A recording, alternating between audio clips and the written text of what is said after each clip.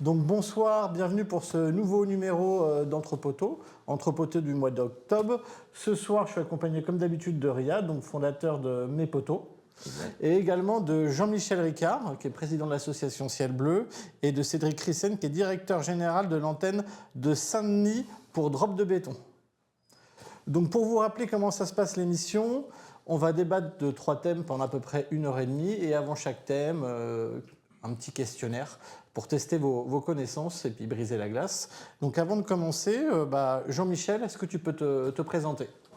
Je m'appelle Jean-Michel Ricard, je suis président de l'association Ciel Bleu et le cofondateur de Ciel Bleu en 1997, donc au siècle dernier, avec un ami, Jean-Daniel Muller. Et on est des profs de sport à la base qui sortons des filières STAPS et fac de sport, universitaire à Strasbourg. Ok. Que fait Ciel Bleu ?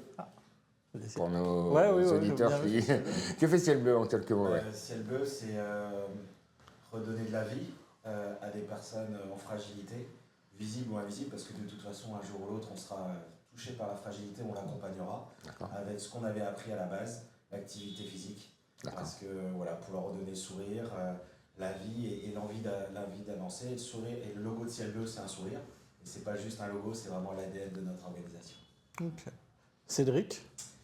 Je suis Cédric, je dirige l'antenne francilienne de Drop de Béton. Drop de Béton, c'est une association qui a été créée en 97 aussi. Waouh. Et ceci dit, bravo les gars, parce que ça fait quoi, 27 ans ? Absolument. 27 ans et que vous êtes... Et vous faisiez quoi avant ? Ah non, moi, toi, prof de sport ? Moi, ça fait 3 ans que je suis avec Drop de Béton. D'accord, ok. Est-ce que tu peux dire à Jean-Michel de remonter un tout petit peu son col, s'il te plaît ? C'est un peu trop loin. Jean Déchille de Bègle Bordeaux, de 91, les Raptous, les Moscato, la Porte, etc. Ouais. Avec cette envie d'aller dans les quartiers pour promouvoir la pratique du rugby, notamment. L'idée, c'est de se servir du sport. Enfin, je pense qu'on est sur un terrain commun. Comme vecteur d'insertion, d'inclusion. Enfin, voilà, cet outil rugby, pour nous, parce que c'est le rugby, pour accompagner les gens à s'insérer. On le voit, c'est hyper fédérateur le sport. Quand tu regardes le foot, par exemple, ça réunit toutes les générations, tout le monde est content en même temps, tout le monde partage ça, donc c'est un beau modèle le sport pour l'intégration. Les JO ont été une sacrée vitrine. Ouais. Les JO, les JOP, c'est un élan sur lequel je pense que nos structures doivent absolument... Alors il n'y a pas eu le même succès que les JO normales, les JO para-olympiques. Il n'y a pas eu exactement le même succès, mais on sent que c'est en train de venir, quoi. C'est-à-dire que le coup d'après, on va l'avoir. On voit bien, il y a eu un peu... d'ailleurs, je ne sais pas pourquoi, il y a eu une cérémonie différente pour le para-olympique et pour l'autre, quoi. Ouais, mais enfin bon, j'entends, mais pourquoi on les sépare, quoi, si ça fait partie du sport. Ça fait prendre conscience, il y a plein de gens... Mais il y a plein de gens qui ont pris conscience. Et que c'était des sportifs. Et que c'était exactement, ouais. Et on s'en fout s'il leur manque un bras ou... Ouais, c'est ça, ouais. Moi, je trouve que c'est hyper positif, quoi, parce que ça commence à éveiller les consciences. Au départ, il y a toujours le côté un peu curiosité, et puis après, on se dit, bah non, en fait, c'est sportif. Et puis, du coup, on regarde le sport et on n'est plus dans la curiosité, on est plutôt dans le sport, quoi. Tu te présentes, Riyad, peut-être, avant de commencer Moi, je suis Riyad Boulanoir, je suis le fondateur des Poteaux, de la monnaie dédiée à la solidarité, transparente et publique, et destinée à encourager, fluidifier la solidarité et valoriser toutes les belles associations comme vous qui œuvraient et qui pensaient tous les maux de cette société. Donc, avant de commencer notre premier sujet, donc, premier sujet qui est les bienfaits pour tous les âges et tous les niveaux du sport. Petite question, quelle est la durée idéale de marche par jour pour améliorer sa santé selon l'OMS ? 30 minutes, 10 minutes ou plus d'1 heure ? Non, ça c'est bon, Jean-Michel, c'est pas celle-ci. Moi, je dis 30 minutes. Ouais. J'aurais dit ça aussi. Ouais, Jean-Michel ? Plus d'1 heure. Non, c'est 30 minutes, ouais. Ah bah super. Ouais. Après, vrai ou faux, faire du sport peut réduire le risque de dépression. Ouais. Ouais. Oui, vrai. Ouais. Oui, ça c'est évident. Et attention. Tu vois bien, quand tu fais du sport, tu reviens, t'as la pêche. Shoot, là, t'es bien, quoi. Ouais, je pense que c'est bon. Et donc là, Jean-Michel, la question très importante, parce que vous êtes la source de la réponse et de la question. Quel type d'exercice est le plus recommandé pour les personnes âgées ?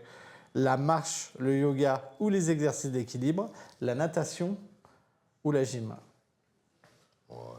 Ça dépend dans quel état on est. Si on a des problèmes d'ostéoporose, plutôt de la marche et de la gym, parce que ça permet de recréer de l'os, parce qu'il y a des chocs. Et si on a des problèmes d'arthrose articulaire, plutôt de la gym aquatique, parce que le corps est beaucoup plus léger, donc il n'y a pas de frottement. Voilà, et les deux sont bons au niveau cardio. Et après, beaucoup de personnes ont des problématiques de chute. Ouais. Et donc, voilà, des activités de prévention des chutes pour continuer à prendre des risques, à sortir de chez soi, parce que c'est juste la vie et la liberté, c'est essentiel. Ouais, oui, effectivement, ouais, c'est la marche. Ouais, comme ça, chacun. C'est aquatique qui marche. Non, il n'y a pas le rugby, Non, mais ça. il n'y a pas le yoga non plus. Moi j'aurais dit yoga. C'est eux mais, qui ont fait un peu la question et qui sont là sourds. Forcément. C'est la prévention des chutes, le rugby, enfin, je veux dire, ça me fait penser à, juste me permettre, Ouais, vas-y. Oui, ça. parce que ça me fait rebondir sur une expérience que j'ai eue dans une maison de retraite à Saint-Denis, où on avait rencontré les dirigeants pour faire des ateliers rugby dans la maison de retraite. Donc à la base, Ah ouais, un peu bizarrement. Les personnes âgées qui passaient en déambulateur, donc c'est vrai que ça pouvait, le message était un peu étonnant à faire passer. Mais au rugby, on plaque, on apprend à tomber. Au rugby, on coordonne les mouvements, on apprend à marcher en même temps que son coéquipier. Et donc, on a fait un atelier. Enfin, moi, encore une fois, ici, je représente nos éducateurs qui sont extraordinaires pour le coup. Un atelier en maison de retraite. J'adore. Et ils sont tous descendus de leur chambre, alors que déjà, en général, c'était difficile de les amener à être ensemble. Et il y a eu un atelier de rugby. Vous avez des comptes à régler, peut-être.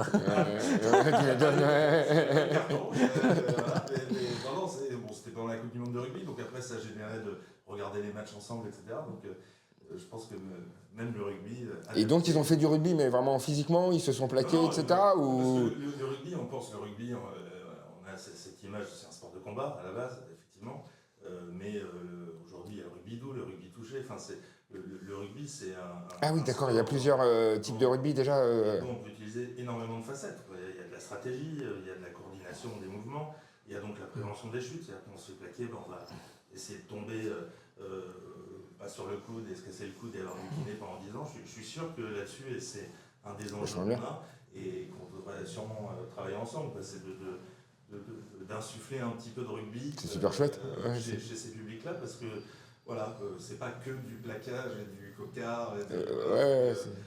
C'est cette petite initiative. Du coup, tu me fais une super transition, Cédric, parce que c'était la première question. Justement, les principaux bénéfices pour les personnes âgées, que ce soit mentales et physiques, ou dans le cadre de certaines pathologies. Vous, comment vous le ressentez et comment vous accompagnez justement ce type de public, justement avec des activités, les bénéfices que vous constatez en fait chez eux? Alors, je vais partir sur des programmes de recherche. Ouais.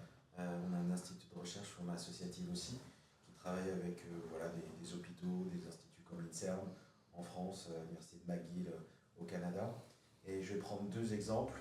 Une en maison de retraite, un programme qui a été évalué par l'IPP, l'Institut des politiques publiques, au niveau qualitatif, quantitatif et économique, et qui a été fait en France sur un certain nombre de maisons de retraite, et à l'époque sur nos petites sœurs aussi à l'étranger, en Irlande, en Espagne et en Belgique. Et l'objectif, c'était comment avec une activité physique ciblée pour des personnes en fragilité en maison de retraite, on évitait un maximum de chutes graves et d'hospitalisation, donc d'urgence. Au bout de 6 mois, les résultats au niveau quantitatif, c'était assez incroyable. C'est-à-dire qu'il y avait une division importante du nombre de chutes traumatiques et donc d'hospitalisation. Et ce qui a été génial, c'est qu'on a démontré que si on généralisait la méthodologie ciel bleu en maison de retraite, c'était que sur le passage maison de retraite urgence, entre 450 et 650 millions d'euros d'économie sur un an. Effectivement. Que sur ça. Mais au-delà de ça, c'est qu'il y avait à peu près 40% des personnes qu'on accompagnait, résidentes et résidents, qui avaient envie de nouveau et capables de manger toutes seules. Oui, ça leur reprendre de l'autonomie, la confiance en elles. Oui, après il y a tout. Leur douche et leur toute seule. Mais oui, parce qu'elle a plus peur de tomber, elle commence à reprendre confiance, quoi. Confiance en elle. Ouais. Et il faut pas grand-chose. C'est qu'en même temps, le personnel soignant a vu que c'était, et accompagnant, que c'était un outil thérapeutique à part entière. Et eux, les conditions de travail étaient beaucoup plus légères. Et donc, c'était vraiment un cercle vertueux. Donc ça, c'est un exemple en maison de retraite. Et on va prendre un exemple qui a été fait il y a assez longtemps, il y a une dizaine d'années avec l'INSERM, sur un programme qui s'appelait OCEBO, les OCEBO. L'un des plus gros programmes de recherche au niveau mondial sur ce domaine-là, sur les problématiques de chute à domicile pour des personnes âgées. Les résultats ont tellement été étonnants que ça a été publié dans le BMJ, le British Medical Journal. Et le résultat, c'était entre 2 et 3 fois moins de chutes à domicile. On avait mis des podomètres aux personnes elles avaient de nouveau envie de reprendre des risques et de ressortir de chez elles, d'aller chercher leur pain, d'aller voir leurs potes, d'aller au théâtre. Ouais, tu leur redonnes de l'autonomie en fait, ouais, tu leur redonnes Les l'autonomie. résultats ont été assez incroyables. Et donc c'est un cercle vertueux au niveau humain. Voilà, quel que soit son niveau de fragilité, on peut continuer à prendre des risques, on peut continuer à retravailler sur des capacités qu'on a perdues, mais on peut les retrouver. Ça remet les gens dans la vie, et en même temps, il paraît qu'on a quelques problèmes au niveau pouvoir public, économie, il paraît, j'ai entendu des trucs comme ça. Et c'est démontré que ces activités, sur la durée, ça a un vrai impact économique. La prévention a un vrai impact économique. Et voilà, il faudrait juste que dans notre pays, que notre budget de sécurité sociale ne soit pas annualisé, mais sur 5 ans, 7 ans, parce que la prévention, c'est le triple effet qui se coule, ça crée de l'emploi au niveau local, ça change la vie des gens, et ça fait faire des économies au niveau des pouvoirs publics. Voilà, il faut juste le comprendre, mais la vraie réalité, c'est ça. Alors moi j'ai 2 questions là-dessus. Pourquoi c'est pas généralisé? Parce que finalement c'est pas très cher. C'est faire des activités. Bon, il faut un animateur pour certainement, mais c'est pas si cher que ça pour le nombre. Pourquoi c'est pas généralisé? Et la deuxième question, comment ils se débrouillent les autres pays européens? Est-ce qu'ils sont mieux, moins bien? Est-ce qu'on est les mauvais élèves ou on est les bons élèves? Alors pourquoi c'est pas généralisé? Ça fait 27 ans qu'on se pose la question. Parce qu'ils disent quoi les maisons de retraite? Parce qu'à la limite c'est eux les premiers concernés. Ils disent on s'en fout, c'est pas notre. Les maisons de retraite, que ce soit les maisons de retraite, les jeunes retraités avec lesquels on intervient à domicile ou dans des cours collectifs pour les faire sortir de domicile, le monde du handicap, l'accompagnement de personnes atteintes de maladies chroniques, sur l'import de l'activité physique suite à un cancer du sein, ce qu'on a démontré il y a quelques années avec l'Institut Curie, avec une baisse du taux de récidive sur des personnes atteintes de la maladie Parkinson, enfin voilà, tout ça c'est prouvé. Le monde médical, qui est des partenaires très importants à nos côtés, c'est prouvé. D'accord, mais c'est peut-être trop simple, c'est que de l'homme. C'est pourquoi c'est trop simple? C'est peut-être trop simple parce que le sport, c'est juste de. On se touche, on fait quelque chose ensemble, c'est de l'humain pour de l'humain, et il n'y a pas de technologie. Et quand on parle d'innovation en ce moment, on parle toujours d'innovation technologique. Non, alors qu'elle peut être sociale et humaine, voilà, tout à fait. La seule chose qui te reste au bout du compte, c'est les liens qu'on aura tissés. Et ce qu'on fait ensemble dans nos structures, c'est tisser des liens. Et avec une vraie, parce que comme chez vous, le Trésor de Ciel Bleu, c'est cette association, c'est les collègues, c'est les salariés. On est près de 900 salariés à temps plein en France maintenant. C'est eux le Trésor, c'est des gens d'engagement, d'un professionnalisme, une humanité juste incroyable. Mais c'est peut-être trop simple pour dire non, finalement, c'est pas possible. Parce que ça paraît simple à mettre en place. Enfin, j'ai envie de dire, vous avez la recette, ça marche, tout est cohérent, tout est rationnel, et pourquoi on ne le fait pas, quoi? Qu'est-ce qui manque? Est-ce qu'il faudrait pas... Toi, ton avis, ouais. Plus en amont du sujet. Moi, dernièrement, on a quand même ressenti, dans le monde de l'entreprise notamment, je trouve qu'à chaque fois qu'on arrive sur un état de fait, une situation où, je dirais le mal est fait, entre guillemets, c'est trop tard.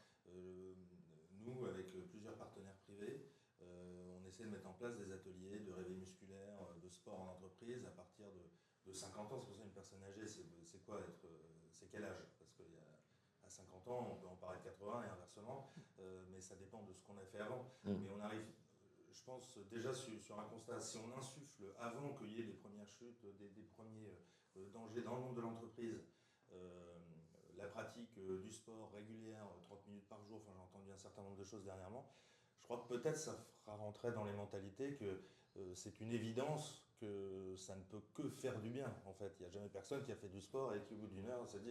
Non, mais surtout à ces niveaux-là, on a juste, c'est du sport plaisir. C'est pas du sport supplice, c'est du sport plaisir, quoi. C'est un réveil musculaire. Ouais, et puis ça t'envoie plein de bonnes hormones, c'est cool, c'est vraiment très sympa, c'est juste ce qu'il faut, quoi. J'imagine. Alors, on a une question sur le chat qui demande si vous faites des séances de groupe à domicile, chez la personne. En mode réunion tupperware. Un petit peu, ouais. Alors on le fait de plus en plus avec aidant aidé, pour soulager la personne qui aide, donc le conjoint ou la conjointe. On s'occupe de la personne en fragilité, alors que ce soit une personne âgée ou un gamin en situation de handicap. Ouais, pareil, on intervient beaucoup. Et souvent, les parents ou les frères et sœurs ou le conjoint, s'ils veulent faire, font la séance. Et voilà, petit à petit, il y a des groupes comme ça à domicile qui se font et c'est très très beau. C'est très chouette. Et du coup, comment vous faites? Tout à l'heure, tu parlais de protocole. Vous travaillez avec des centres de recherche. Comment vous développez cette relation? Comment vous randomisez les choses pour proposer les meilleures activités? C'est un peu notre histoire, c'est que C'est 27 ans d'expérience. quand on a créé T'essayes. Ciel Bleu, l'activité physique adaptée n'existait pas forcément. Au début de Ciel Bleu, on a créé le premier diplôme DUG professionnel, un DUT, sur l'apport de l'activité physique pour des personnes en fragilité avec la fac de Strasbourg. Et petit à petit, en travaillant avec un principe de se dire bienvenue chez vous, parce que Ciel Bleu, ça appartient à tout le monde et à personne en même temps, c'est un outil bien commun. Plein de médecins sont entrés dans l'aventure, plein de kinés, de nutritionnistes, d'infirmiers, d'infirmières, et qui sont on va dire, essentiellement des bénévoles. Après, on a des salariés médecins maintenant au sein de Ciel Bleu pour justement faire évoluer les protocoles. Mais c'est en mode co-construction qu'on a fait de bonnes études maintenant. On dirait co-construction, mais autour de la table, dès qu'on a un nouveau projet, on met les collègues de Ciel Bleu parce que c'est eux qui mettent en place, les bénéficiaires pour que ça réponde à leurs envies, leurs capacités, les besoins, et corps médical et paramédical pour qu'il y ait un maximum d'impact sur la vie des gens. Voilà, c'est comme ça qu'on a créé, que ce soit de la marche nordique avant que ça arrive en France, qu'on a co-créé avec l'Institut Curie à l'époque une marque qui s'appelait le programme actif pour accompagner des dames suite à un cancer du sein, pour faire réduire le taux de récidive de 30 à 50% avec une activité physique particulière, mais surtout que la vie reprenne la main sur la maladie et qu'on arrête d'appeler les personnes des patientes, c'est des personnes qui ont un cœur, une âme, des tripes, enfin voilà. Une souffrance. Et voilà, et petit à petit, comme ça, on a construit d'une façon assez, voilà, en testant. En testant. En testant. Et vous, Cédric? Nous, on est beaucoup moins spécialiste. On est beaucoup moins spécialiste du sport santé que Ciel Bleu, quoi. Je dirais que, par contre. C'est plus du sport inclusif. Ouais, nous je dirais qu'on est parti du rugby pour. C'est le prétexte pour, pour réunir tout le monde, quoi. Et ce qu'on dit à des structures comme Ciel Bleu et à d'autres, on ne se substitue jamais à une association, une structure qui est spécialisée dans le sport santé, dans le logement, dans la malnutrition. On vient avec notre petite boîte à outils, nos ateliers, créer du maillage avec d'autres associations.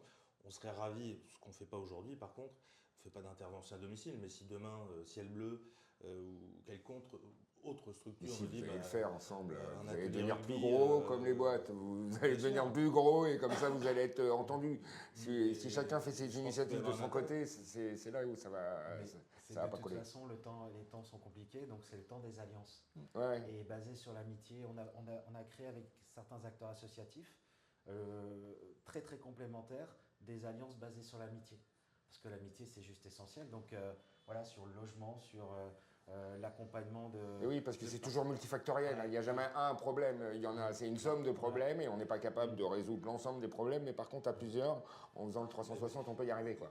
Enfin, nous, c'est un peu comme ça que Drop de béton s'est développé. C'est-à-dire qu'à la base, c'était faire connaître le rugby dans les quartiers, métisser la pratique du rugby, parce qu'en 97, c'était un petit peu ça. Vous regardez l'équipe de France de rugby d'aujourd'hui et celle de 95. Mais elle était inconnue en 95. Tu connaissais que le foot en 95. Black Blamber, c'était le foot, mais le rugby pas tellement. Donc je crois que l'initiative était celle-là. Et on s'est rendu compte qu'en fait, en créant un lien de confiance avec le public, avec les bénéficiaires, on pouvait systématiquement, c'est ce qu'on fait, notamment dans nos pieds d'immeuble, mettre un partenaire associatif qui est spécialiste sur le sport santé, le rugby santé, sur la nutrition, sur les violences, sur les addictions. Donc, c'est vraiment ce maillage en fait qui fait qu'on peut avancer et qu'on peut coexister parce que, comme tu le dis, les problématiques sont... C'est multifactoriel en fait. Il y a plusieurs facteurs, il n'y en a pas qu'un. Et c'est souvent et l'un est une conséquence de l'autre, qui est une conséquence de l'autre, etc. Donc à la fin, et forcément, on peut pas le traiter. D'ailleurs, tu regardes toutes les associations qui étaient spécialisées, quand elles ont voulu grossir, elles se sont mises à être généralistes, quoi. Au départ, ils donnaient juste à manger, et puis après, ils font l'éducation, l'insertion par l'emploi, etc., etc. En fait, en s'apercevant bien que c'est pas juste en donnant à manger que ça y est, ça va régler le problème, ou juste une séance de sport, ça va régler. Oui, ça participe, et en fait, la solution, elle est entre vous tous, en fait, cette solution. Et puis, c'est créer ce lien de confiance. Je pense aussi, le sport santé, remettre quelqu'un à faire du sport, comme c'est leur spécialité, nous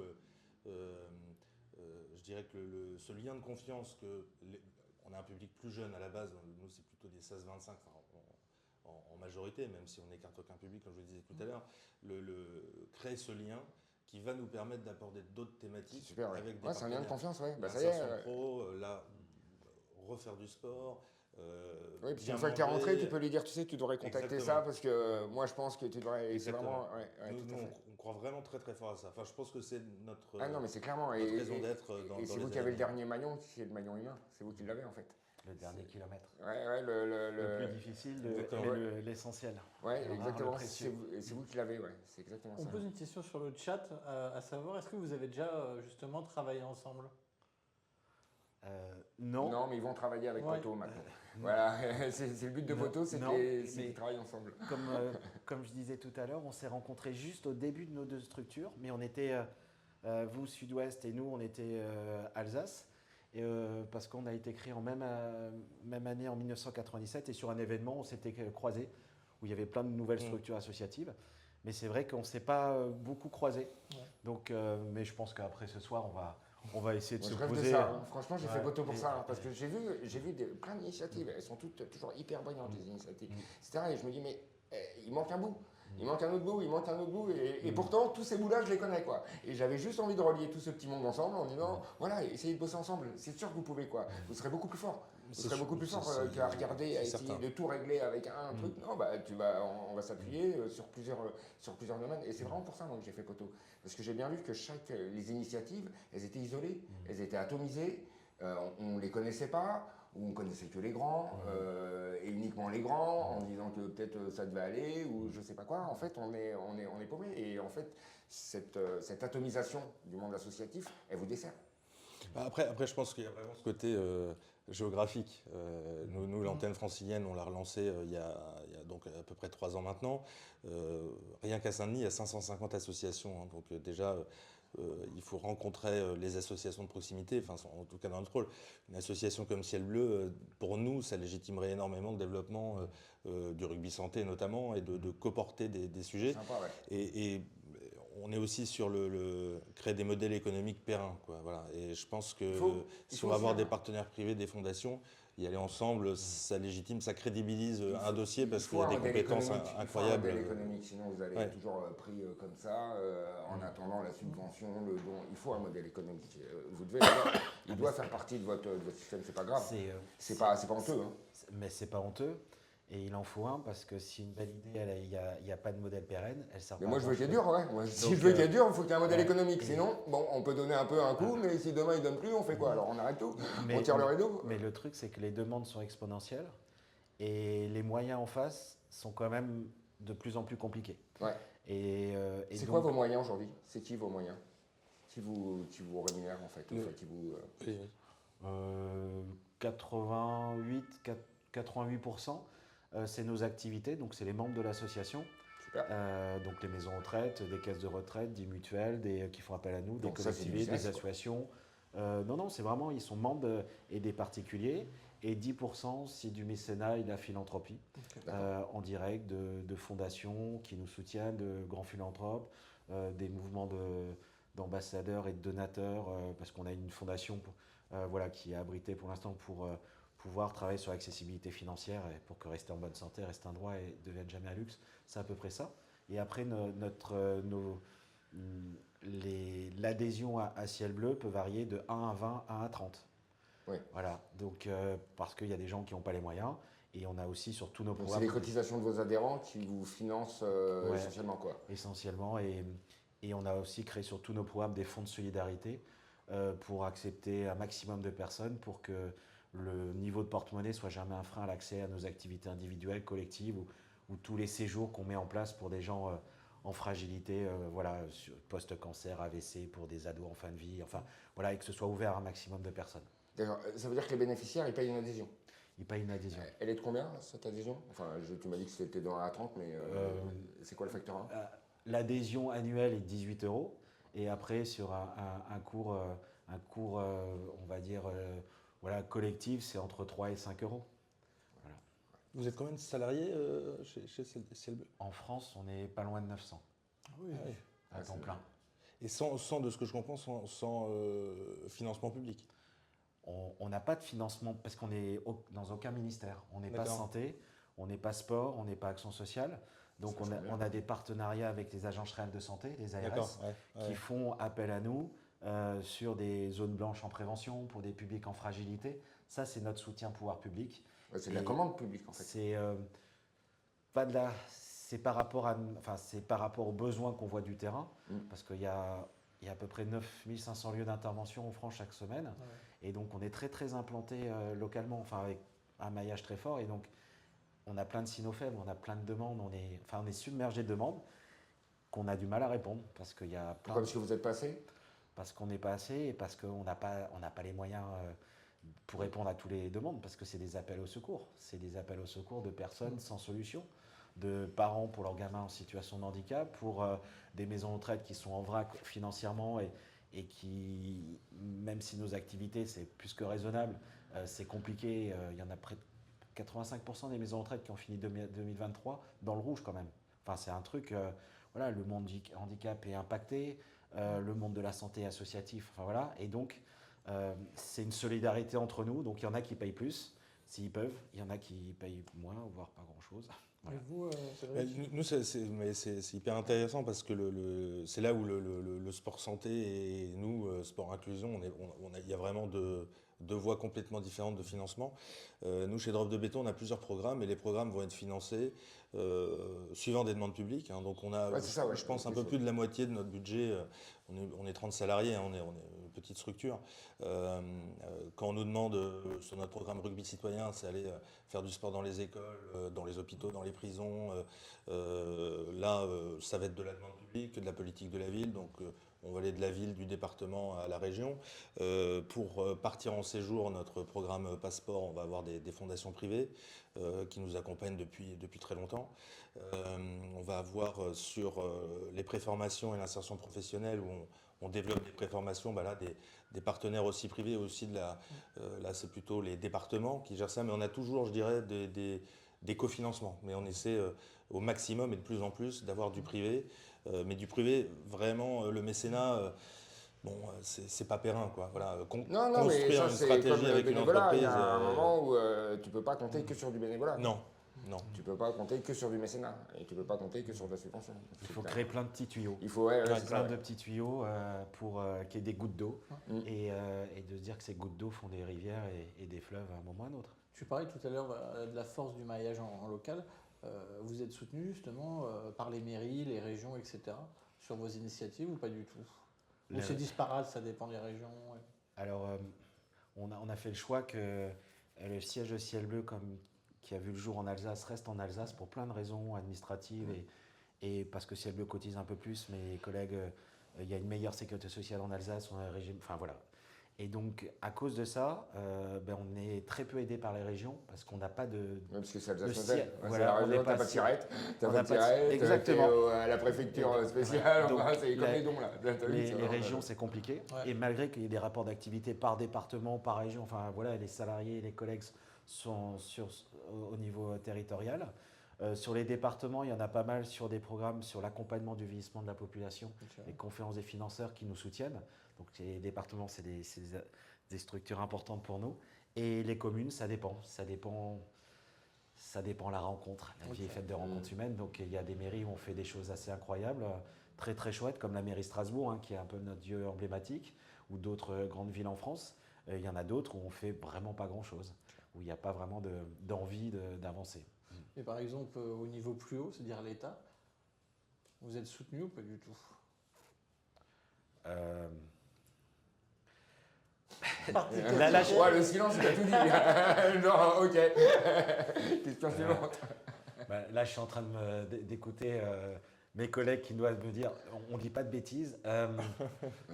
Non, on n'est pas. Le sport, nous soutient pas parce qu'on n'est pas une fédération de sport de compétition et on vient du monde universitaire STAPS, donc entre Bac+3 et Bac+5.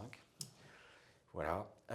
On n'est pas du monde de la santé parce que la prévention n'est pas à l'ordre du jour, même en prévention primaire, secondaire, tertiaire, et on n'est pas des médecins. Et même, voilà, si on travaille beaucoup dans ce cadre-là, et tout est prouvé. Et on n'est pas action sociale, établissement, parce qu'on n'est pas un service médico-social. Donc on On est Entre les lignes. entre les lignes, des Ouais, mais ovnis. finalement, c'est peut-être pas plus mal, puisque ça vous a permis d'être autonome, finalement, de défendre une certaine autonomie, quoi. Une D'être certaine liberté. Une liberté, Et une une indépendance. indépendance, parce que si tu étais dépendant à 82% de subventions, eh ben, tu n'auras peut-être pas le même discours. Tu vois, il y a un moment où... Mais quand même par rapport, parce qu'il y a une sorte de rôle régalien de ciel bleu. Enfin, c'est un truc, c'est une délégation, parce que c'est comme ce que vous faites. Enfin, c'est un truc que l'État devrait faire. Oui, oui, tout à Mais fait. au moins qu'ils soient On là, est d'accord, oui. une petite partie, allez, 4-5%, on leur demande pas plus. Ça change la vie, 4-5%. C'est les derniers 4-5% dans toutes les structures associatives, ou les 7-8, allez, Et qui ça sont plus représente combien, difficiles à 4-5%? 4-5%, c'est... Il faudrait combien pour que ça allez, devienne- 2 millions d'euros. 2 millions d'euros? Ouais. Et ça change la vie. Après, c'est vrai que la santé, nous, on se penche sur le sujet, notamment en Ile-de-France, pour développer le rugby fauteuil. Et c'est notamment pour ça que vous m'avez invité, et le rugby santé. Et intervenir dans les quartiers prioritaires, ce qui est notre ADN de base. Je veux dire, il y a les contrats de ville, départements, régions, enfin je veux dire, ils ont des prérogatives assez toi, t'es moins claires. concerné, vous n'avez pas du tout la même situation Non. et la même... Non, pas du tout. ouais. Mais c'est une chance pour nous parce que quand on se penche sur le rugby santé, on a participé à des séminaires en début d'année, mais vraiment, voilà, c'était un tableau un peu comme celui-là. Et à la fin, ils mettaient des flèches ARS. Je disais, mais en fait, si je veux faire du rugby santé, à qui je parle? Parce que nous, on n'a pas l'agrément, machin. Tu téléphones à Riyad. Oui, voilà, bah, non, mais ça va être ça. Mais- Non, mais si ce n'est du coup, par exemple, le rugby fauteuil, je veux dire, un fauteuil de rugby fauteuil, ça coûte 10 000 euros. Hein. Donc, une équipe, il en faut X, il faut des transports, il faut des équipes, etc. Donc, je n'ai pas la réponse aujourd'hui, mis à part un mécène généreux qui dirait, tiens, bah, ce serait formidable, de qui va pouvoir nous accompagner sur ce type de projet au niveau des financements. C'est absolument illisible à partir du moment où on n'est pas une structure qui est un établissement. Nous, on est une association, loi 1901, point barre, quoi. Et c'est vrai que c'est difficile. Nous, c'est difficile aussi, mais beaucoup plus lisible. Voilà, la politique de la ville, c'est intervenir dans les quartiers. Bah, c'est ce qu'on fait toutes les semaines. Ouais. On répond au contrat de ville, c'est l'État, c'est la préfecture. Bon, le département, c'est l'éducation et l'insertion. On répond aux appels à projets. La région, c'est la logistique, les déplacements, les séjours. Bon, c'est Mais pas des nouveaux simple, mais projets lisible. pour vous, enfin des nouveaux projets qui émaneraient de vous, ceux-là, tu n'as pas de source de financement. Bah, en tout cas, au niveau public, nous aujourd'hui, de toute façon, on a ciblé les nombreuses fondations et de plus en plus nombreuses qui existent en France pour aller porter des projets qui font du sens auprès d'eux, quelle que soit la thématique. Voilà, toujours avec cette boîte à outils rugby qu'on va mettre là où il y a une opportunité, parce qu'on est des entrepreneurs sociaux en réalité, et on doit toujours anticiper d'avoir le bon projet, là où on sent que les choses évoluent. Moi, je trouve que le sport santé, je me rattache toujours au rugby, mais je suis très ouvert en termes de sport, la pratique du sport en entreprise, j'ai l'impression qu'il y a quelque chose qui est en train d'arriver. Oui, Voilà. c'est du bien-être. Les gens, ils commencent à comprendre aussi. Je pense. Rien que pour leur propre santé, c'est quand même bien de Je pense que marcher c'est un en train petit peu, d'arriver. Voilà, ils le comprennent aussi. Donc, il y a une...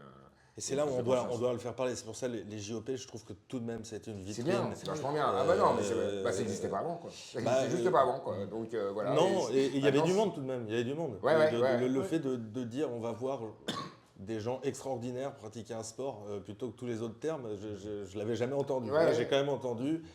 Après, le problème, c'est pareil. Nous, on voulait communiquer sur les jeux.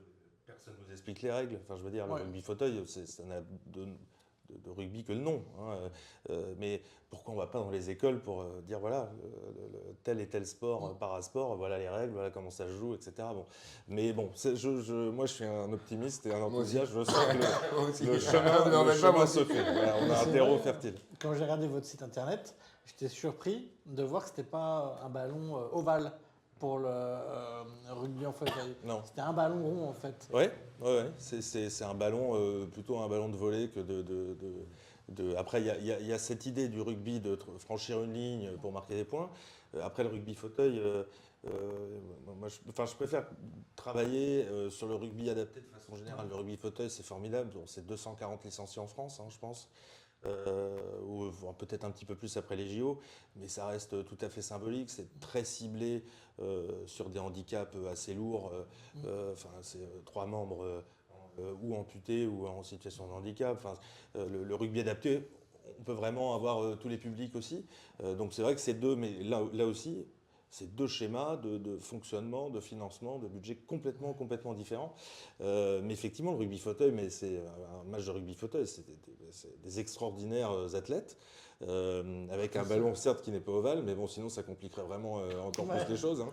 Et pour le coup, c'est impressionnant. Je l'ai découvert, encore une fois, je ne viens pas de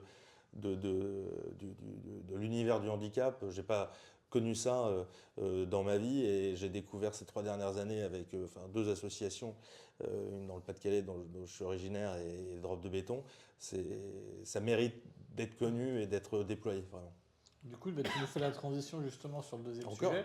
Ouais, voilà, c'est parfait. Et en fait, il Question. bosse à ta place un peu là. Exactement, ouais, je les ai obligés de faire là. Qui est l'inclusion justement par le sport. Donc, pardon, je ne m'étouffe pas.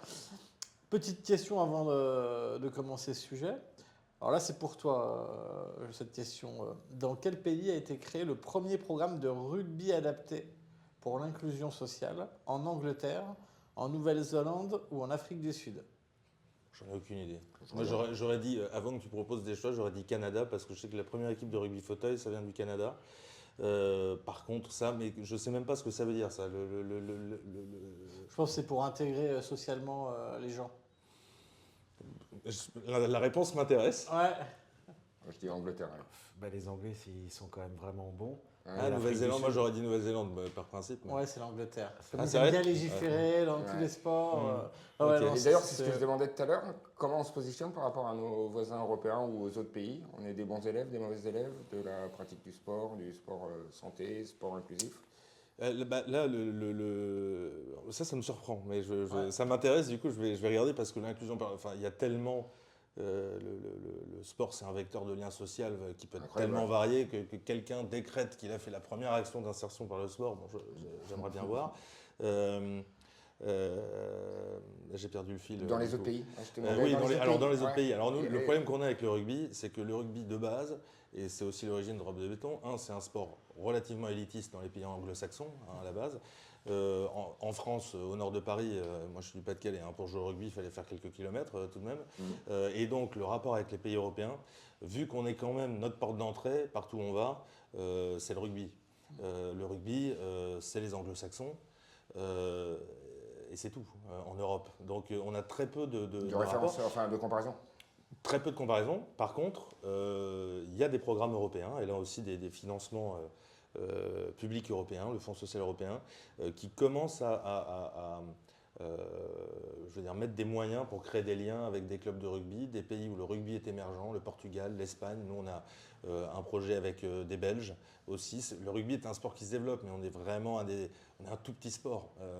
Rien qu'en Seine-Saint-Denis, je ne sais même pas si on est dans les 10 sports pratiqués, tellement on est loin. Donc c'est pour ça qu'on a du mal déjà à se projeter au niveau national entre ce qui se fait. Tu parles de Strasbourg, moi j'ai un très bon ami qui dirige des structures d'insertion en Alsace, et il m'a dit, mais j'adore le rugby, il n'y a pas de club de rugby, je veux promouvoir le rugby. Bon, avec en Alsace, donc on va peut-être aussi se croiser Altaïa. D'accord. Et du coup, mais je pense que le monde est petit. Du coup, on veut rien que dans les régions. Là, on va. J'étais avec un club du rugby du Sud-Est dernièrement pour leur dire, mais vous, les pieds d'immeuble avec le rugby, comment vous faites? On a des schémas complètement différents. Le siège à Mérignac et nous en Seine-Saint-Denis, nos programmes, c'est les mêmes, mais l'approche est absolument différente. Donc déjà, on va essayer d'harmoniser les choses régionalement. Et après, si on pouvait s'ouvrir, tu parles d'Europe, mais nous, on a dans notre équipe en Seine-Saint-Denis des joueurs internationaux ivoiriens, une ivoirienne et un sénégalais notamment. L'idée, c'est aussi, on a accueilli des jeunes sénégalais, c'est d'aller plus loin que l'Europe, parce que là aussi, il y a un vrai enjeu de partager toutes ces richesses qu'on a en Seine-Saint-Denis avec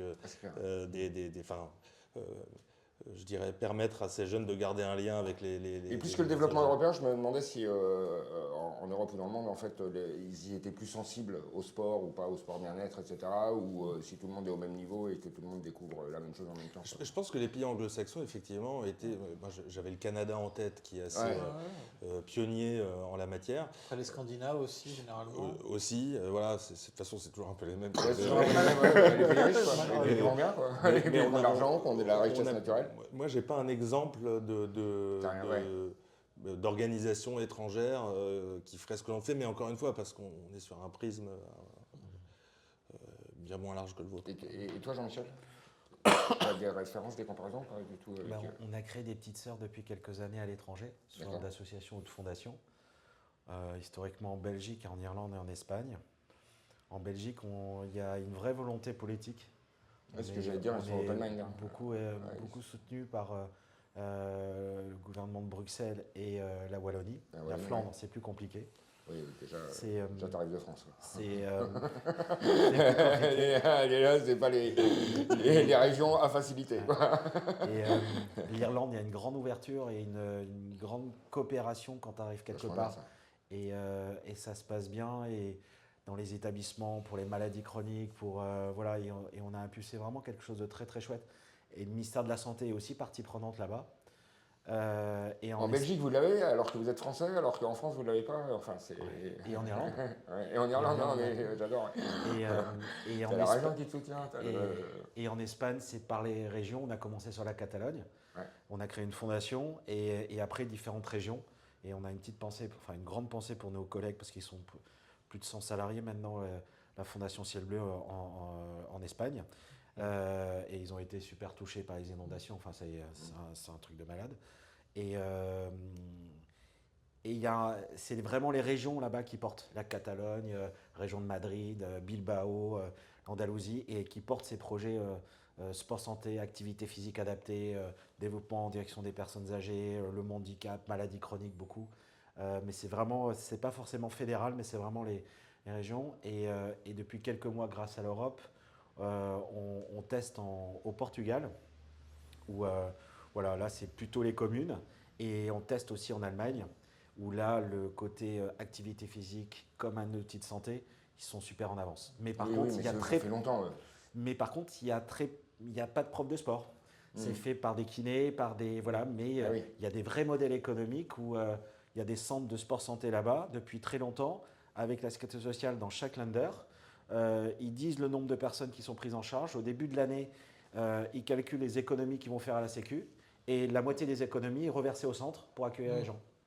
C'est win-win. C'est win-win. C'est win-win et super intelligent. Donc, On a une question sur le chat. Alors, on en avait parlé quand on n'était pas encore en live. C'est la place des femmes, justement, dans vos programmes et dans tout ça. Cédric, tu peux commencer ? Nous, on considère de base qu'il n'y a pas de place des femmes ou place des hommes, quoi. C'est-à-dire qu'on partait du principe qu'on veut la parité, et moi je pense que c'est très bien, même si je ne suis pas 50-50, je pense qu'il faut l'adapter aux structures et aux pratiques sportives. Nous, le premier programme d'insertion qu'on a réalisé, c'est une préformation au métier du sport et de l'animation pour des jeunes femmes en difficulté, en Île-de-France. Pourquoi ? Parce que on nous dit tout là-haut, il faut de la parité dans le sport, etc. Mais il n'y a pas d'éducatrice, encore moins de dirigeante. Donc je pense qu'il faut que ça parte de là, en fait. C'est pas juste parce qu'on va nous donner ou qu'on va donner un billet à un club pour créer une section féminine que ça va passer. D'autant plus que pour encadrer des jeunes filles, il faut plutôt des jeunes filles, des dirigeantes également. Donc je pense que nous, on a aujourd'hui quasiment la parité dans nos actions. On sensibilise 16 000 jeunes par an environ, quasiment 50% de femmes et de jeunes filles. Et l'idée, c'est vraiment de faire comprendre qu'il faut co-construire et que la mixité, le rugby fauteuil, c'est un bel exemple. C'est une discipline mixte, par définition. Il y a plein de formes de rugby qui sont mixtes également. Le rugby féminin connaît un essor fabuleux et ça permet aussi, contrairement à toutes les idées reçues qu'on peut avoir, le rugby, c'est un sport terriblement inclusif, quoi, grand, petit, mince, moins mince, on joue au rugby, voilà. Et ça, je trouve que, encore une fois, on part toujours de cet outil et de ce sport pour montrer que la femme a autant de place que l'homme dans cette pratique et les gens ordinaires et extraordinaires ont tout autant la même place aussi. Hein. C'est pareil. Et toi, Jean-Michel? Déjà, au niveau des collègues de Ciel Bleu, il y a un peu plus de 70% de femmes. Ah, c'est plus. Voilà. Et sachant que, à part quelques postes au niveau transversal sur les finances, sur les ressources humaines, sur l'informatique, voilà où il faut des spécialités, la directrice générale de Ciel Bleu, Catherine, qui est aussi une perle comme les autres collègues, n'a jamais rien fait d'autre que Ciel Bleu comme nous, et a commencé comme nous sur le terrain, chargé de prévention, il y a plus de 20 ans. Voilà. Donc, et les gens ont grandi dans l'histoire de Ciel Bleu. Donc ça, c'est une première chose. On ne s'est jamais trop posé la question de parité en interne. Et en externe, au niveau du public que publics, vous adressez? Ça dépend. Quand c'est en maison de retraite, il y a aussi bien... Alors, il y a plus de femmes que bah oui, d'hommes. parce que les hommes meurent Mais il y a autant d'hommes que de femmes qui peuvent venir. Dans le monde du handicap aussi. Ouais. Après, on a des programmes quand c'est l'accompagnement de personnes suite à un cancer du sein. Forcément, Voilà. tu vas avoir Là, on est en train de co-créer un programme vraiment qu'on veut qu'il soit le plus à 360 degrés possible pour des dames atteintes d'endométriose, pour limiter les douleurs, les problématiques, où il y a l'activité physique, il y a l'alimentation, il y a plein d'activités à côté. Là, c'est que des dames et c'est les bénéficiaires qui créent aussi le programme, donc c'est chouette. Donc ça dépend vraiment les programmes qu'on met en place sur des problématiques de quand on accompagne des gens suite à des AVC. plus d'hommes. Il y a plus d'hommes à travers nos activités. Oui, mais qui sont liés aussi en fait à la pathologie, quoi. à la problématique de santé, c'est ça. Et la pathologie. Donc ça dépend, ça dépend. Et s'il y avait un programme justement sur l'inclusion que vous pouvez nous expliquer, sur un historique ou sur une belle action que vous avez fait? D'inclusion dans quoi? Moi, je ne vais pas parler d'inclusion, je vais dire de redonner la parole aux gens. J'aime bien. Je vais vous donner l'histoire de Ciel Bleu est fait que d'anecdotes et de promesses qu'on s'est fait tout au long de ma vie, tout au long de ces 27 ans. Au début de Ciel Bleu, on a fait un test dans 12 maisons de retraite et l'important c'était faire nos preuves. Parce que dans ce pays, c'est pas toujours simple de faire nos preuves et de donner la chance que les gens fassent leurs preuves. Et on avait 6 mois pour faire nos preuves sur 12 maisons de retraite. Et au bout des 6 mois, les établissements faisaient une convention avec Ciel Bleu s'ils souhaitaient continuer directement avec l'association. Beaucoup de réticence de tout le monde au début des expérimentations, du personnel soignant, des médecins, des directions. Ils pensaient que c'était juste de l'animation à petit prix. Okay. Et qu'au bout de 6 mois, ils n'avaient plus besoin de Ciel Bleu. Et les seules personnes qui rentraient dans l'aventure, c'était les résidentes. Et les résidents, on sentait qu'il y avait un truc de fou qui s'était en train de se créer, de beauté, d'énergie, de vie assez... C'était beau. Et au bout des 6 mois, 11 établissements sur 12 ont continué directement avec l'association Ciel Bleu. Et l'anecdote importante et fondatrice chez nous, il y en a eu plein. Un jour, le chef d'établissement, le 12e, qui ne souhaitait pas continuer pour plein de bonnes ou mauvaises raisons, mais c'était ses raisons, pas de souci, nous appelle un peu affolé en disant « Il faut que vous veniez tout de suite dans mon établissement, j'ai 3 soucis ». Et donc, on est un peu tête brûlée. Et on se dit, il a des soucis, mais pourquoi c'est pas nous, là? Et en gros, premier souci, le journal local alsacien était devant son établissement et qui lui demandait pourquoi Ciel Bleu n'était plus là. Là, on se dit, c'est marrant, mais c'est pas nous. On a su après qui c'était. Et on lui dit, alors votre deuxième souci, c'est quoi? Le deuxième souci, c'est que il avait une pétition des résidents, du personnel soignant et des familles sur son bureau pour qu'on revienne. Et là, on lui dit, mais alors c'est quoi votre troisième souci? Le troisième souci, c'est que les personnes qu'on avait accompagnées, qui pouvaient être en vrac physiquement, en déambulateur, en fauteuil roulant, mais ça, on s'en fout, c'est la vie, encore très très fraîche dans la tête, s'était posé dans son bureau en faisant une sorte de grève, en disant tant que Ciel Bleu ne revient pas, on ne bouge pas de votre bureau, monsieur le directeur. Mais pourquoi il vous achetez alors? Il nous a repris derrière. Ah bah oui, j'imagine. Et alors, il t'a pas dit pourquoi? Qu'est-ce qui a fait qu'il a... Ça convenait pas. Il pensait que c'était... Il n'a peut-être pas regardé exactement ce que vous aviez fait aussi. Il a peut-être regardé de loin, quoi. Et à l'époque, c'était nouveau parce qu'il n'y avait pas d'activité physique dans la maison de retraite. Enfin, on était les premiers. C'était en quelle année, ça? En 97. Ouais, donc pour lui, c'était comme un gadget. Vraiment, et quand tu as des trucs comme ça qui t'arrivent dans la tête, tu lâches rien et tu passes par les... Et puis tu reviens content, quoi. Vous m'avez appelé. Ça donne de l'énergie et voilà. Mais des fois, le changement, ça peut faire peur aussi, parce que j'imagine que quand vous arrivez, peut-être que lui, enfin, par rapport à ses prérequis, ses standards, son organisation, peut-être que ça le chamboulait un petit peu. C'est peut-être ça qui l'a. Peut-être. Non, mais tu as des résistances internes de tout le monde. Ah tu oui, disais, oui, les patients, les machins, le personnel soignant, il va se dire est-ce que c'est bien, qu'est-ce que ça va faire, machin. Enfin, les Est-ce gens que c'est pas sont. risqué? Est-ce que c'est des pas gens en risqué? fragilité? Imagine, il y a ceci, puis je sais pas pourquoi ils font ça, etc. Forcément, tu auras Il y toujours a tout plein ça. de trucs. Il y a plein de résistances Ouais. au changement. Mais Et- en maison de retraite, ça a beaucoup changé. Enfin voilà, ce secteur qui accompagne nous demain, peut-être, nos parents, enfin voilà, Ouais. et s'en prend. Enfin voilà, c'est super compliqué, mais c'est juste des gens incroyables. Enfin, les infirmières, les aides-soignantes, les auxiliaires de vie. Enfin, c'est juste des gens qu'on devrait.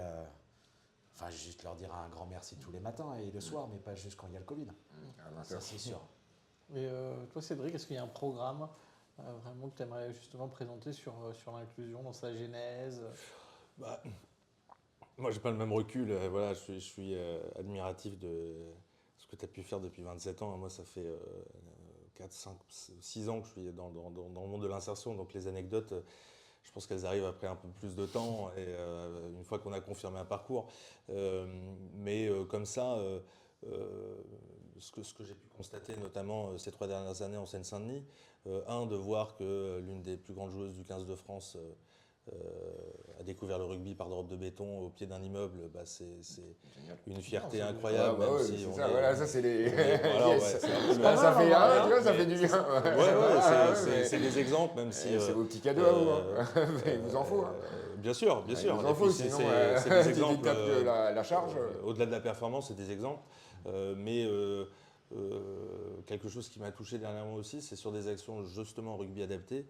C'est le fait que cette année, un jeune qui avait des troubles du comportement a découvert le rugby avec certains de nos ateliers et a intégré un club de gens ordinaires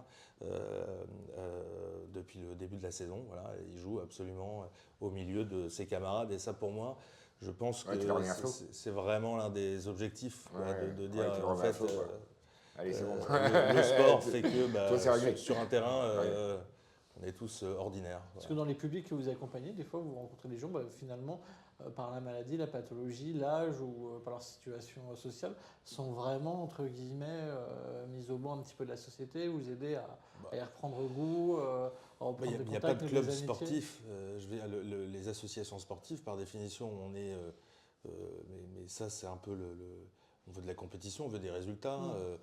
On veut son équipe senior dans des hautes divisions, mais je parle de foot, de rugby, il n'y a pas de place pour des sections parce que les budgets des associations sportives, bah, elles sont serrés comme tout le monde. Donc ouvrir une section, c'est plus d'argent. Il n'y a pas forcément de visibilité. Parfois, on ne connaît même pas les règles.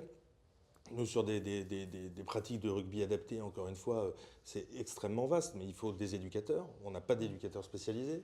On essaie d'en former, mais c'est un long chemin. Donc je crois qu'il y a un frein énorme. Nous, cette structure qu'on a rencontrée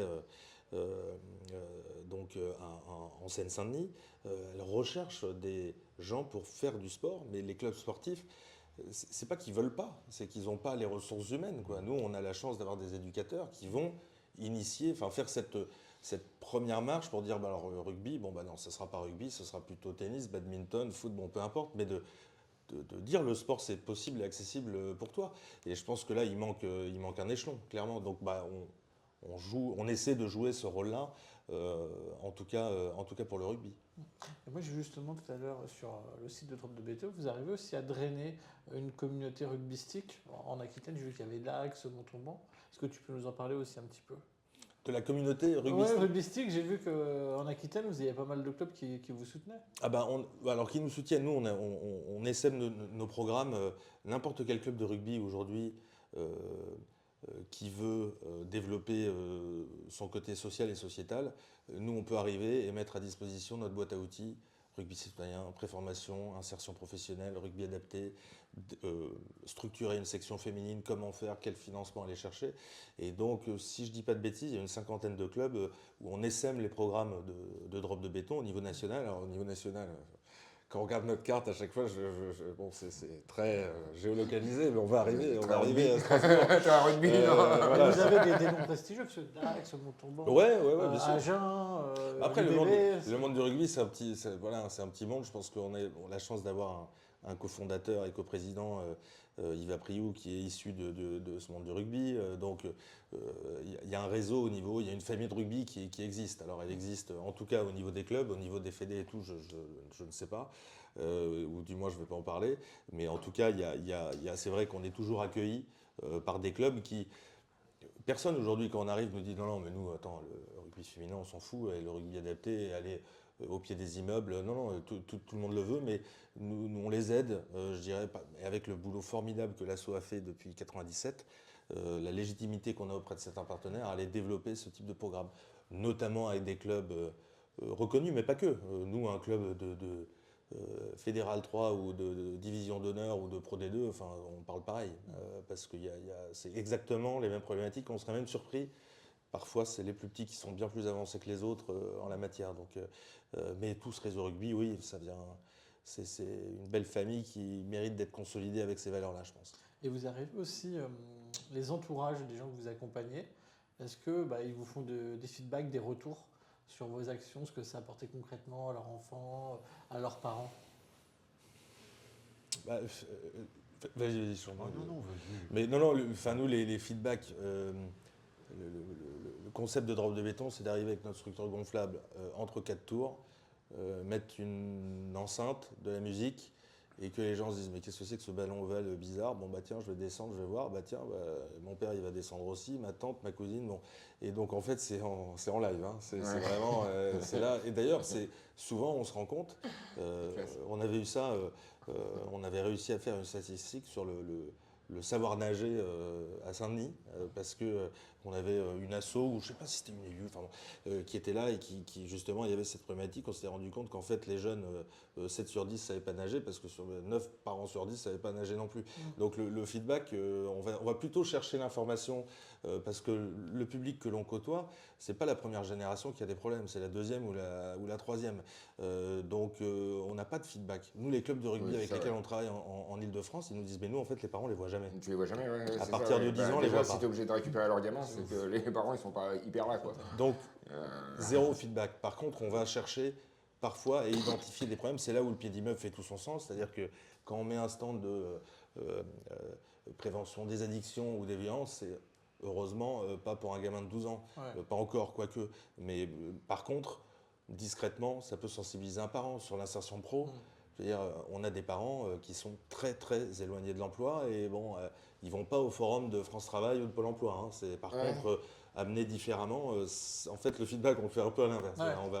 Et justement, quand tu fais ces petits pôles d'insertion à l'emploi, tu t'appuies sur qui? Sur des associations partenaires ou c'est vous qui gérez cette partie-là? Alors nous les préformations, donc on a commencé en Ile-de-France avec les préformations. Parce que là, on s'éloigne hyper du rugby, quoi. Enfin, mais oui, mais le rugby, on peut aller très loin. Hein. Non, enfin, je veux dire, dans le principe du... Le rugby, c'est l'outil de captation. Voilà. Après, quand on va lancer une préformation, c'est-à-dire que on va avoir nos pieds d'immeuble, on va aller vers le public, on va créer un lien, notamment avec les assos de quartier, des prescripteurs publics, les missions locales, France Travail, qui vont avoir des fichiers de 5000 jeunes à qui ils envoient des mails, etc. Enfin, bon, évidemment, ça reste sans réponse. Nous, on va réussir à capter 10, 15, 20 jeunes qui vont être éloignés de l'emploi et à qui on va mettre en face une entreprise et un partenaire. On parlait des métiers de Bike for Job tout à l'heure, les métiers de la mobilité. On travaille avec la fondation Mobilia, donc c'est Midas, Noroto, etc. Pour les métiers de la mobilité au sens large. Parce que de la même façon, on s'est rendu compte que un pied d'immeuble, pourquoi on intéresserait un jeune, il ne va peut-être pas être que éducateur sportif. S'il veut réparer des vélos parce que c'est en croissance de 400%, ou être garagiste parce qu'on dit qu'il n'y aura plus de voiture dans 5 ans, mais on nous raconte n'importe quoi, c'est des métiers stables et dans des entreprises hyper pérennes, nous, on fonce dedans et on s'engouffre. Donc là, on a une préformation au métier de la mobilité à Bordeaux, où on va proposer aussi bien de réparer des vélos que des voitures. Et si, donc en fait, le sport est un prétexte. Absolument. C'est une main tendue, déguisée en disant viens faire du rugby, et bien on va parler de tous tes sujets. Je vais peut-être pouvoir te connecter. C'est ça. C'est vrai que c'est vachement bien. J'adore. Après, à la base, le match de rugby à la base, c'est quand même deux équipes, quand on prend le très grossier, qui se foutent sur la tronche pendant 80 minutes et qui boivent une bière à la fin du match pour échanger de leur vie. Bon, là, voilà, le rugby, c'est pareil, ça nous permet de. se fout pas sur la tronche pendant les pieds d'immeuble, mais de créer du lien entre les gens et puis Non, c'est vachement bien, l'étape parce que, d'après, Oui, parce qu'il n'y a plus personne qui va les chercher au pied d'immeuble. Il y a, Personne. Il n'y a plus que les flics et les CRS qui vont. Pas Et encore, partout, même, et encore, pas ils vont de partout. moins en moins. Après, on les tout maintenant. Et toi, Jean-Michel, justement? Bah, si on est là au bout de 27 ans, c'est grâce au feedback des personnes. C'est le retour des gens qui suivent directement, mais aussi Victoire, quoi. des enfants, des petits-enfants qui sont des prescripteurs, des conjoints, les conjointes, Enfin voilà, c'est Ça, pour c'est bon, qu'on est ça. là. Ça, c'est le. Ouais, il est là, ton actif, quoi. Et c'est les sourires qui C'est sont en toutes tes retour, c'est Toutes ces victoires, quoi. ce que les merci des personnes, les poèmes, les chansons, il y en a qui... Enfin, voilà, tout Ouais, ça. ouais, c'est Et c'est juste incroyable. C'est pour ça qu'on est là, ouais. Donc, et au-delà du côté physique, où ça change leur vie au niveau santé, mais ouais, au-delà de ça, c'est retrouver du lien social, avoir envie de revoir Ouais, des gens. Elle est là, votre Ah, victoire. c'est Elle est là, votre trop beau. victoire. T'as redonné un sourire, quoi. C'est Juste sûr. redonne un sourire. Durable, permanent, c'est cool, quoi. Tu te dis, bah, j'y suis un peu pour quelque chose, quoi. Ouais. Du coup, bah, tu me fais une transition sur le troisième sujet, qui est justement l'impact auprès des communautés, auprès des personnes et des entourages. Donc, petite question L'impact de avant de quoi commencer. L'impact de quoi? Bah, du sport Ah, ok. et des actions. Ok, d'accord. Voilà, comment on le mesure, Je etc. comprends rien à ces Comment questions. ça- Du coup, je comprends rien du tout. Ok, d'accord. Alors, vrai ou faux, faire du sport, ça peut améliorer la confiance d'une personne et de son entourage. Bah oui, Ouais. c'est même pas une question, ça. Genre, t'as quoi comme réponse, oui ou non? Quel pourcentage de personnes ou de familles se sentent plus motivées et confiantes après une séance de sport? 80%, 40 ou 65%? C'est qui a fait ça? C'est le même site que tout à l'heure, là, sur Ouais, les- là, c'est ouais, non, c'est vrai, je le peux du- mettre un 65. du sport accéléré. Harvard Medical School. D'accord, Ah je vais bah, mettre ouais, un 80. 60. Attends, ouais, 80, ouais. Ouais, Entre 65. Ouais, c'est 80. ouais. Ah bah là, tu vois. Et justement, alors, sur l'impact, vous, comment vous le mesurez concrètement? Ouais, les sourires, c'est pas mal.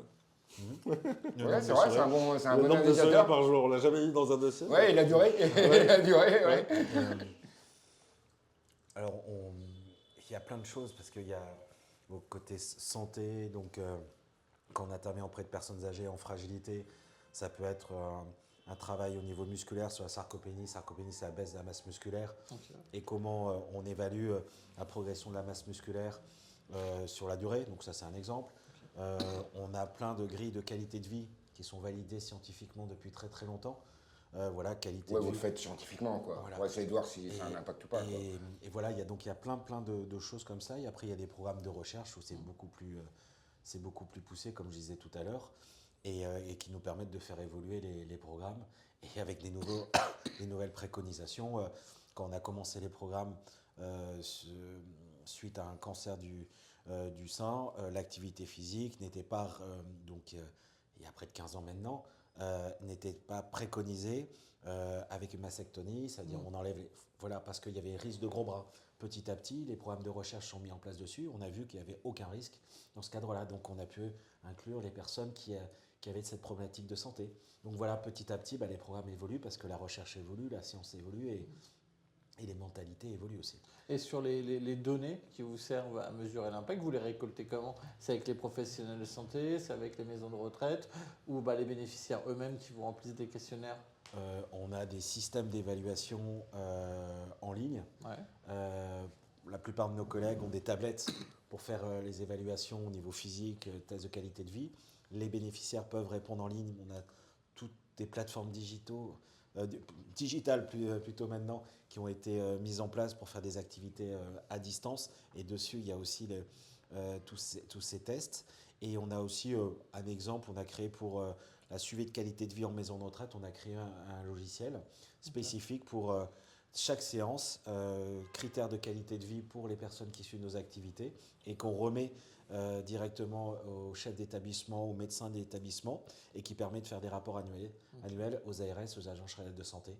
Donc on a plein de méthodologies différentes pour démontrer et c'est vrai que, comme nous dit certains, on a sûrement l'une des bases de données de santé et de prévention, l'une des plus importantes Bah oui, c'est en depuis France. 27 ans, est-ce que je veux dire? Depuis 27 ans, il y a de la data qui est sympa, là. Voilà, il y a des choses et voilà, et Après, il ne faut pas que ça en devienne un business.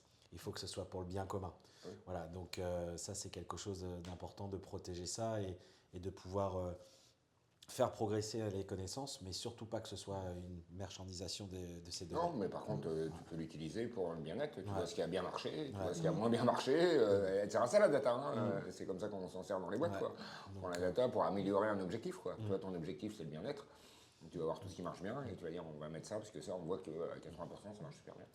Vous avez eu des gros échecs? Un truc où ouais. C'est un truc où on se dit ouais, là, ça marche pas. Quoi. Oh, plein. Ouais. Il y a quelques années, on fêtait les échecs. Ouais. Donc, on buvait des coups régulièrement avec bretzel, knack, gewürztraminer, bière, et on fêtait les échecs. Et je pense que c'était important parce que Pour vider et en même temps, c'est de se dire, bah voilà, on va pas s'auto-flageller. Et puis on n'est pas Voilà, Dieu non plus, quoi. On et- n'est pas là et pour en même régler les temps, problèmes de tout le monde. Quoi. Ouais. Tout peut pas fonctionner. Donc, si on a eu des échecs, c'est-à-dire qu'on a tenté un truc, on pensait que c'était faisable, ça n'a pas marché, c'est pas toujours de notre responsabilité. En face, il y a les partenaires, l'écosystème. Voilà, et c'est pas la fin du monde. Donc, on en a eu plein. On en a eu plein. Et, mais c'est juste de se dire comment on aurait pu faire ou qu'on fera un peu différemment pour que ça fonctionne la prochaine fois, tout simplement. Mais ouais, ça nous a beaucoup appris. Ouais, c'est clair. Toi aussi, Tom? Ouais, mais, non, mais je réfléchis parce que c'est vrai qu'il y a l'échec humain. Il est dur, c'est là, ouais. Ouais, mais là, encore une fois, on n'a peut-être pas assez de recul. Nous on a un gros travail sur la mesure d'impact qui est en cours, mais on n'a pas les moyens d'avoir ou le recul d'avoir un logiciel encore, et puis on est moins scientifique par définition qu'une structure comme Ciel Bleu. Donc on a des préformations avec 15 jeunes filles et qu'il y en a 13 qui sortent en formation qualifiante avec un boulot. Bon, bah, la mesure d'impact, on l'a comme ça, et on la mesure, et on commence à la mesurer de plus en plus comme ça. Ouais, après l'échec, je dirais que l'échec parce qu'on a mal fait le job, bon, bah, je pense que ça peut arriver. Réellement, j'ai une équipe, et on a une équipe de gens impliqués, vous m'avez compris, et qui font un boulot de terrain et de contact. Bon, donc l'échec est sincèrement assez rare. Je dirais qu'au niveau des partenaires, par contre, d'avoir un partenaire qui est plutôt privé, j'ai un exemple en tête, qui, alors que les résultats de l'action pour laquelle il nous a accompagnés et financés sont plus que probants et compagnie, et qui va finalement pas nous accompagner pour des raisons qui sont, à mon avis, plus de l'ordre de la communication et de la variation des structures aidées que du résultat même. Bon, on l'admet, on le respecte, c'est comme ça, c'est la vie, et puis il faut pouvoir aider tout le monde. Mais on se dit, en fait, c'est mal, comment tu fais plus confiance, quoi. Comment c'est quoi, tu fais plus confiance, en fait. Et comment je le dis aux équipes, du coup, ce programme-là, on le fait plus. Pourquoi? Parce que, voilà, tu parlais de business tout à l'heure. Voilà, on maîtrise parfois pas des décisions, des directives qui sont prises par définition, alors que le projet il est là, il est bon, il a de l'impact mesurable, quantifiable, très concret.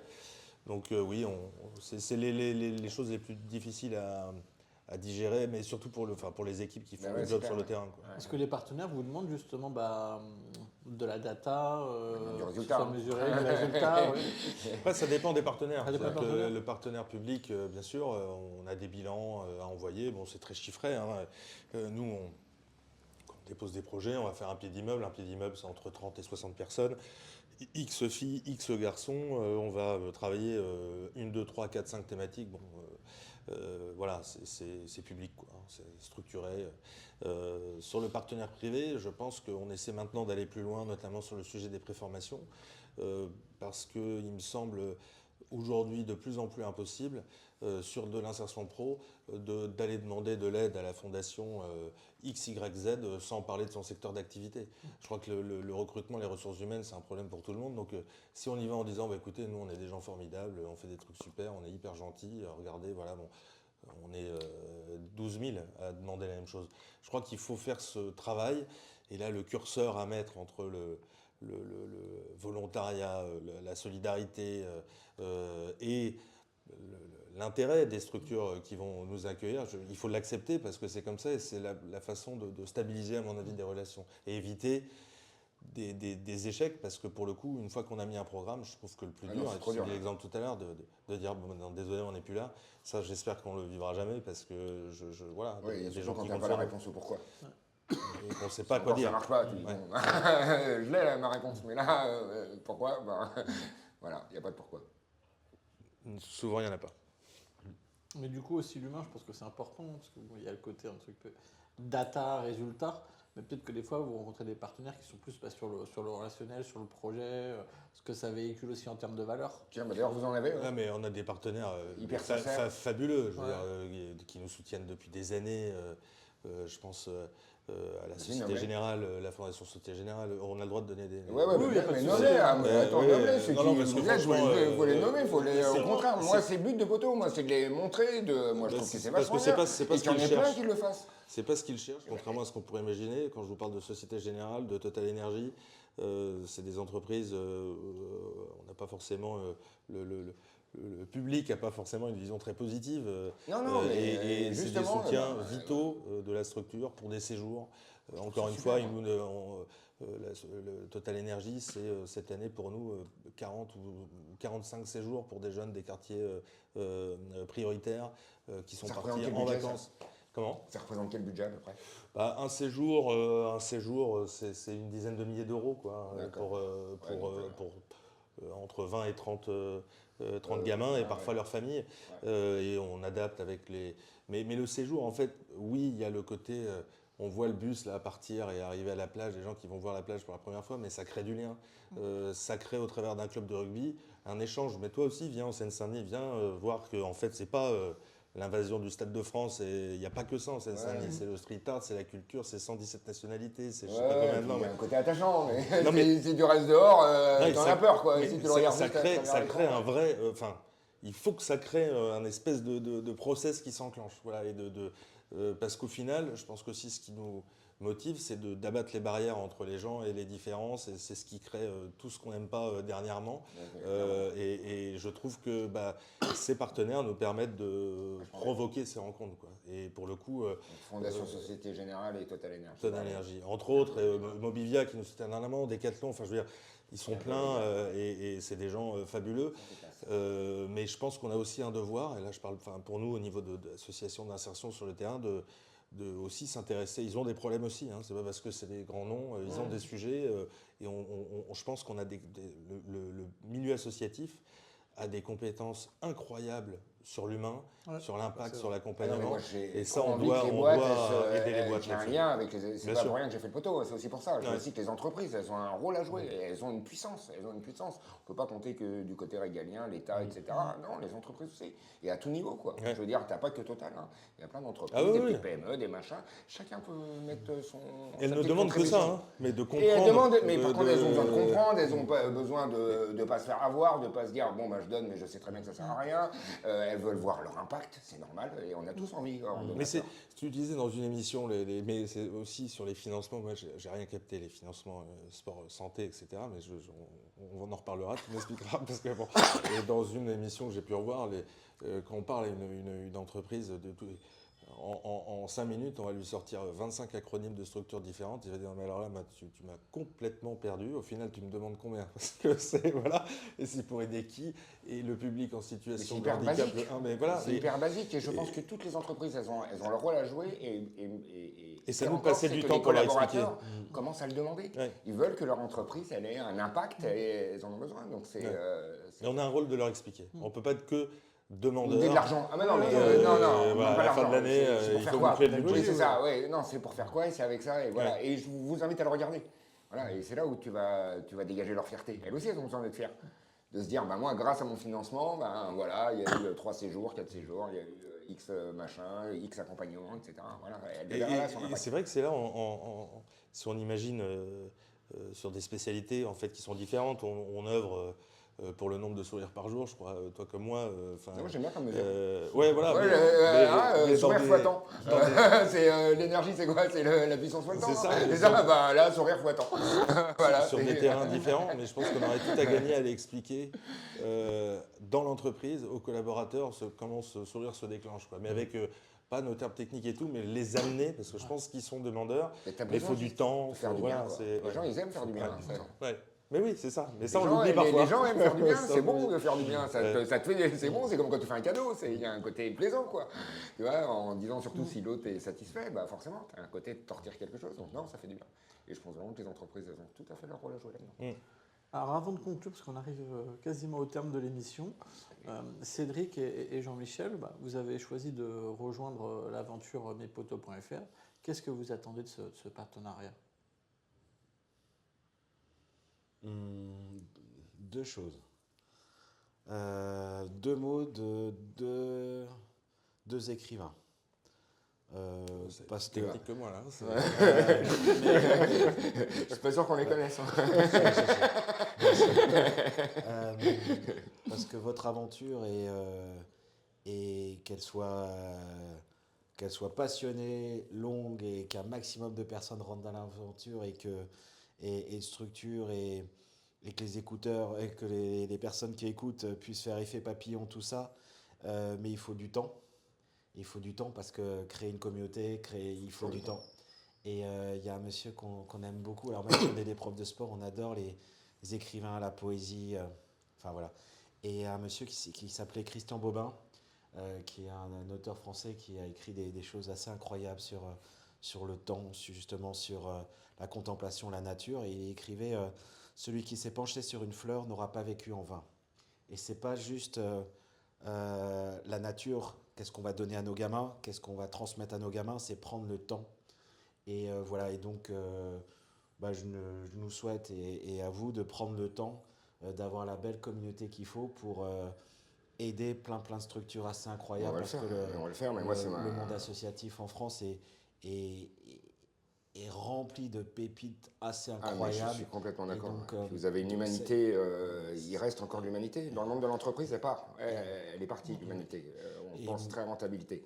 Dans votre monde, il y a encore de l'humanité. Et la robustesse. Parce qu'on parle toujours de la productivité, efficience, efficacité. Nous, on aime bien la robustesse parce que la robustesse, c'est comme ça que notre nature, elle est là depuis des milliards. Oui, c'est ça. Elle est robuste. Ça tient. Elle est pas encore. optimum, mais elle est encore là. Ouais, Elle résiste au temps aussi. Ouais. Et après, il y a une joie de vivre au sein de l'organisation que vous avez mise en place. Et je pense qu'il faut qu'entre les associations, on puisse se rencontrer aussi. On va faire des il y a le événements. sourire, il y a la patate. Et il y a quelqu'un qu'on aimait beaucoup, qui s'appelait Deleuze, donc l'université de Vincennes, dans les années 70, 80, vraiment comment l'université de Vincennes avec Deleuze, et il écrivait « Le système nous veut triste, soyons joyeux pour lui résister ». Voilà. Et juste que mon ami Poto, qui continue à être joyeux et que les gens, en écoutant, soient joyeux. On va l'être et on va être robuste. Hein on va l'être et robuste aussi. Et toi, Tu l'avais préparé ça parce que c'est. Non, c'est du live. Hein. Ouais, moi je vais être beaucoup moins. Tu dis avec tes mots. On s'en fout. C'est dur de passer derrière toi. Mais pour le coup, mais en fait, tu l'as dit, j'allais citer les mêmes. Non, je plaisante. Moi aussi. Je vais quand même regarder qui c'est. Mais c'est vrai que déjà, je veux dire. De se rencontrer, voilà, c'est le carburant. Tu as une expression tout à l'heure, je pense que de sentir qu'il y a une énergie à soutenir ce genre de cause, que ce soit la nôtre ou celle des autres, on se dit, bon voilà, en fait, oui, il y a des gens bien partout, oui, il y a des gens qui... À la fin, vous vous intéressez à un humain, donc je m'en fiche. C'est quoi votre façon de lui faire du bien? Moi, ce que je vois, c'est que vous vous intéressez à un humain, quoi. C'est le carburant de toutes les équipes. Et là, je parle pour elle, je pense que le fait d'avoir une visibilité, de voir qu'il y a des acteurs qui... depuis le même temps que nous, sont là et continuent et progressent. Voilà, je trouve que c'est super. Je trouve qu'il y a évidemment un maillage à faire et une plateforme comme la vôtre doit toutes les assos, nous, là où on est, qui pensent que un atelier rugby peut venir les aider dans n'importe quoi, parce que ça peut vraiment être dans n'importe quoi.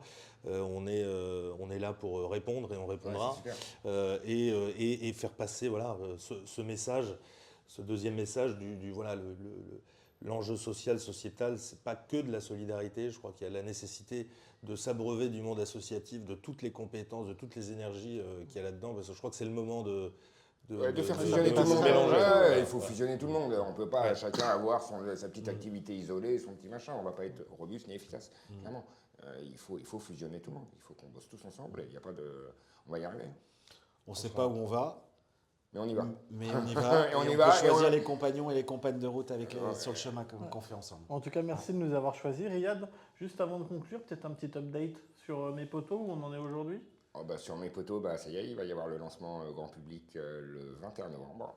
Donc il y aura une conférence de presse et normalement on doit en entendre parler. Donc vous serez également à l'honneur et mis en avant. Je suis très content. En tout cas, c'est le début de l'aventure.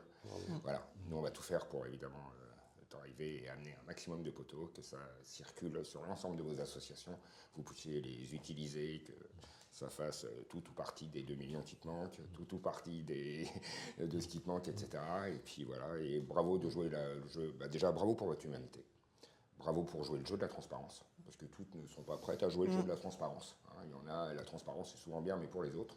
En tout cas, vous l'appliquez à vous, comme on se l'applique à nous, donc ça, bravo. Et puis, moi j'aime bien Je critique souvent les associations, je suis très critique en disant ouais, c'est mal géré, c'est machin, etc. Par contre, vous avez un capital incroyable, c'est cette humanité, quoi, qu'on a complètement perdue dans l'entreprise.